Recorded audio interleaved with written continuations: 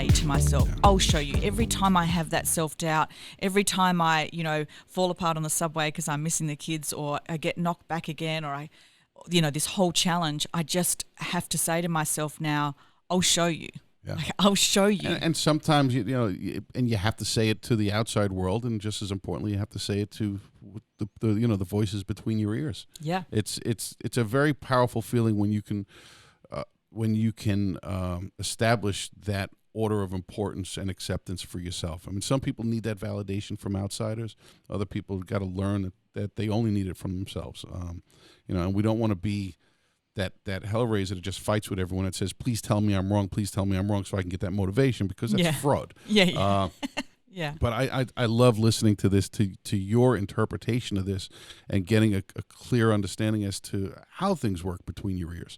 And look, I spend an enormous amount of time trying to keep my mind fit, and the last 18 months have been incredibly challenging because of the situation I've put myself in, but the mental strength and resilience that I thought that I had before, which I did have, but what I've had to really draw upon in the last 18 months, there's been some pretty dark times and very alone, because I haven't had the distraction that I would if I had the kids around me or whatever. So I've put so much focus on my mental strength and really trying to understand how's my mind ticking these days, what's working, what isn't, how do I control that, what are the messages I now need to say to myself, because they're different to what I needed to say to myself 10 years ago. And I think that if that's been the most important challenge for me, is to keep my head right. And also, the other thing is that what's important to me now compared to 12 years when I started is different, Like when I started, I had 1 3-month-old baby. I've now got 3 sons that are 12, 10 and 6, that is completely different. Your why changes as they... Yeah, and like the things that I really strive for before don't mean so much to me now. I'm much more interested in the adventure of the journey, the people I can connect with and learn from, trying new things. I was never overly materialistic, but certainly I had a lot of materialistic goals. Now they're not. It's not so much about that. It's more about the experiences I can have, the conversations that I can have, how I can stretch my learning and go, wow, I didn't even know anything about that. So what's important is different, and what's important for me personally, just in my everyday life, of what keeps me calm. Like before, I was adrenaline. Always adrenaline rushing. Now it's much more of a focus for me to try and keep calm, because I know I can focus much better, and that's not something that I'm very good at. So I think I say to people now when they're in their, first 3 years of business, it's like what matters to you right now isn't going to be the same in 10 years or 7 years, So just enjoy what you're doing, have your goals, smash them and whatever, but realize that none of it means anything. Don't attach. You've got to enjoy the process. Yeah, don't attach everything to, your business goals. Because I did. I mean, I lived and breathed it 24/7, and I wouldn't change that, because I love that time. But I think it's important to understand that there's seasons. Your life is in seasons, and people say to me, "So what? What are you doing right now?" It's like, it's a season. Right now, I'm exploring this crazy thing, and it's a good way to look at it. I never thought about that. And then, who knows? In 5 years' time, it could be completely different. And I think this also helps with. I've never had an attachment to failure. I just don't get that whole failure thing. And I think it's because I look at everything as an experience, as a season. And if tomorrow I decided that I didn't want to be in business anymore and I wanted to go and get a job doing something or other, so be it. Like, who cares? It was your choice. It's my choice. What does it matter? Does that mean that all of everything I've done is a failure? Of course not. Everything is just more and more. You're adding more and more to who you are and then what you can give. Why is failure looked at by so many as a negative thing? Famous quote by John Lennon. It talks about something like that, and I can't remember it, but I'll find it and put it in the notes. Write down what you want to be when you grow up, and he said, I want to be happy, and she said, that's not you got the exercise. You didn't answer the question. You didn't understand the question or something like that. It's a great one. It's absolutely brilliant, and that's totally. The way happy is that should be the only thing we all aspire to be is to be happy and to help someone else be happy. Yeah. I kind of live by that motto that says every day of my life I want to get up and find something to laugh at and someone to laugh at, and all too often that someone to laugh at is myself, and I'm very comfortable with that. We've covered what's next. We've covered who you are. I want to take a half a step back. You talked about that aloneness and focusing on mental strength. Yes. Walk me through as someone who not only has done it, at least from the outside looking in, successfully for yourself, you're helping other people get there. And after we do that, then I want to dive into the social media world, and let's see, because you did something recently that absolutely freaked me out, and I think I might understand why after studying it for 2 days. But let's go back into that. You talked about aloneness and focusing on mental strength. Mm-hmm. Walk me through that process for you or for the people that you consult. Yeah. So I think being in business, choosing that path is a really lonely path. And I don't think that's talked about enough. So if we talk about entrepreneurship or even anyone starting their side hustle or just starting a small business, no one talks to them about you realize this is lonely, because your friends and your parents will not understand the sacrifices that you're prepared to make. You know, I'm prepared to not go out with my friends tonight so that I can work on my financial model. Or I'm prepared to, like in my instance, I'm prepared to travel away from my children to build something that I think can make a massive impact. People don't understand that. And sometimes, well, I know in my world, sometimes it's just not worth trying to explain it. Okay. And I think that can create quite a lot of loneliness, because you feel like no one gets it, no one gets why you're doing it, and they don't get it, and that's actually okay. So I think we underestimate the mental health issues in entrepreneurship. Yep. Because you're alone. But because you're also putting yourself and your family in an enormous amount of risk. So I know that my family are on a ride where at times they must feel like the ride's out of control. Now, my profile is that I don't have really any aversion to risk.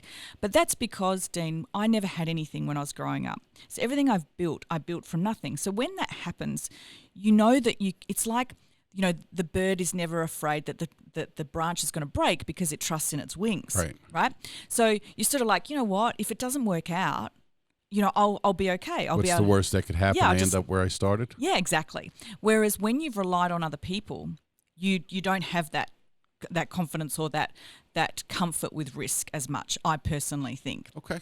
And so I know that, you know, those people around me and even my staff, you know, I'm constantly sort of experimenting and doing different things and, you know, risking their environment or their workplace to try different things.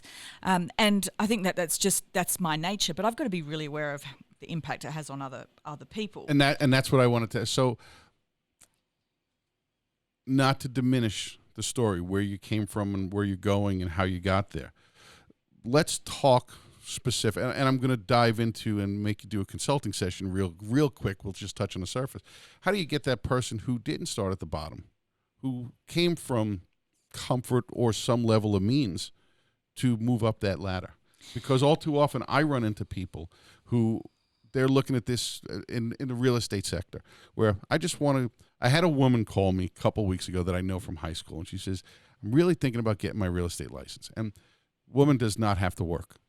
And again, this is not a sexual thing, you know, a sexist thing. Her husband makes a really good living, and they've decided she doesn't have to work, and she has everything and all the bells and whistles life can offer. But she's also not a greedy person. And she called me up one day, and we were joking around, and she says, as a result of my life, I have Gucci money. I don't want for anything, but there are days where I want Chanel money. And I don't feel comfortable asking him to contribute to that because it's personal to me. I found that absolutely fascinating because she said, just this little step up. And listen, you go from Gucci to Chanel, there could be an extra zero in it, depending on what you're talking about buying. But, you know, how do you get someone like that to say, okay, I need to develop the mental strength to go that next level? Because falling down and being in the gutter is just not an option for them. Yeah. It's their reality. Yes. It's so interesting that this topic, because actually I did a talk once on adversity, and I talked about the fact that when I grew up, I didn't have a very good childhood. There was domestic violence and alcoholism, and I was sharing about the fact that the adversity in my life has actually been the best gift. And that my biggest concern from my children is that they don't have any adversity. Their life is just awesome. And so how do I teach them grit and resilience when at the moment they don't really need to build it? Yeah. I had to protect myself. Anyway, so I did this talk on how adversity was really critical for me, and I'm very grateful for that, and how without it I'm not sure that I would have achieved what I would achieve. And anyway, this woman came up to me afterwards, after the talk, and she said, I had a really bad childhood too. And I said, oh, I'm really sorry to hear that. And she said, yeah, my parents gave me everything. I never had anything to worry about. I was safe. I could have anything I want. And I was sort of like, a bit taken aback. And she said, yeah. And so then when my husband got sick with cancer, I fell to pieces, and I couldn't be there for him because I'd never been taught how to handle life, and everything had been taken care of for me. And I was like, this is really interesting that she classified her life or her childhood the same as mine, in that I had a bad childhood, if you like. Right. But anyway, that was a side point. I thought, wow, that's really interesting. But in relation... Perspective is reality. It is. And you know what? She's absolutely right. And I'm really aware of this with my kids, and really trying to get them to really understand how lucky they are. And it's really hard to do that. It's really hard to say to someone, it's like someone saying that gets sick and then says to someone else, you should really appreciate your life. It's really hard to do it when you haven't been faced with that. And so, but in relation to your the lady that you're talking about, I think the biggest thing is to find whatever your mission or whatever your driver is. And if her driver is literally the Chanel over the Gucci, like, why does that matter? How will it make her feel? Now, to other people, they might think that that's really materialistic, but it doesn't matter. If it's whatever is important to her, and she needs to really, really connect to that, because the reason why you've got to have your mission mainly is because on those days when you want to give up, on the day when she goes, oh, God, I could be going and getting my nails done today and having lunch with my friends, and I'm working, or I have to get up. And on those days, she's got to be able, and all of us have those days, she's got to be able to connect to her why. And whatever her why is, and there's no judgment about what that is, whatever her driver is, she needs to be really specific on what that is, so that on those days when she doesn't want to get up, or when she'd prefer to go out to lunch with the girls, she goes, no, I'm going to go to work and I'm going to sell a house, or whatever it may be. So in reality, every human being really should read Simon Sinek's book. Oh. And master it. I think so. Or obsess about it. You can't master it, but I think you can obsess about it. Yeah, I think so. And I think, I think, and also not attach yourself to it, because as I said before, with your life being in or the way I look at my life is in seasons, I know that what's important to me now is going to be different at different times. And it's totally okay to be driven by something and then go, oh, you know what, that doesn't float my boat anymore. And that's fine, Find whatever your thing is that's going to be your tool, that's going to get you up. And I remember in the first 3 years of building my business and having the little kids, and I remember I'd have these breakdowns on the bathroom floor where I'd be in the fetal position crying, saying, I can't do this. It was just, I was just giving my all. And I remember my husband at the time saying to me, you can give up at any time. Like, whenever you're ready to give up on your dream, like, we're here for you. And I was like, you bastard, I'm not going to do. Like, he knew exactly what he was saying. I heard you say that, I got angry for you. Yeah, I was like, and he knew that. He knew that was the thing that was going to get me off the floor, was to say, when you're ready to give up on your dream, we're here for you. And I'm like, I am not giving up on my fucking dream. Get out of my way. I'm going back to work. I'm so happy that you're using more 4-letter words than me today. Oh, yes, I'm so grateful and appreciative of that, because normally it's my thing, and I'm like, I'm going to tone it down just a little bit, and you're dropping F-bombs left and right, and I can't thank you enough for it. Sometimes you just need to, like sometimes it just... it's that passion that comes out, and it's not meant as vile or vulgar. It's just passionate. No, those who are going to get to actually see the video of this, you'll see the look, and watch for that look in Sel's face, because you could just see that those daggers come flying out because it's passion. It's not harmful. And look, I can remember that moment when I was lying on the floor, like literally on the bathroom floor in the fetal position, just going, I can't do this anymore. And I've had, especially in this last year in New York, I have had absolute bathroom floor moments where I have been in the corner of the bathroom, tucked up, just crying my eyes out, going, what am I doing? I can't do this. But then now, and I've done a lot of, and when we talk about the mental strength, I've done a lot of work on understanding emotion and feeling, and realizing that this is just a feeling right now. It's not going to last, and don't try and push it away. Just be in it. And I've had times where I've gone and walked, I felt so down because I've been missing the kids, or I've just aren't making the progress that I would like, and I've thought, my immediate feeling is, okay, I need to get this feeling away. So what can I do to distract myself? Get on social media, go out for a drink, whatever. And then what I've now learnt is no, really feel it. So I have then gone walking down the streets of Manhattan and put the most sad, heart-wrenching music on in my ears and just felt it and cried my eyes out, or sat in the bathroom floor and just felt it. Just let it happen. Yeah, because it's real. And yes, I do feel this, and I am struggling, and I am heartbroken right now, and I don't believe in myself, but it's a feeling, and it's all good. It's meant to be this way. Like that. And then I come out the other end, and it's like a purge, rather than the problem that we have in our society where it's like you can't feel anything. So take some drugs, drink some alcohol, do whatever you can do to distract yourself from feeling anything. I've really gone, I need to feel this, because how I'm feeling is totally normal and okay, because what I'm putting myself through, or what the challenge I'm on, is enormous.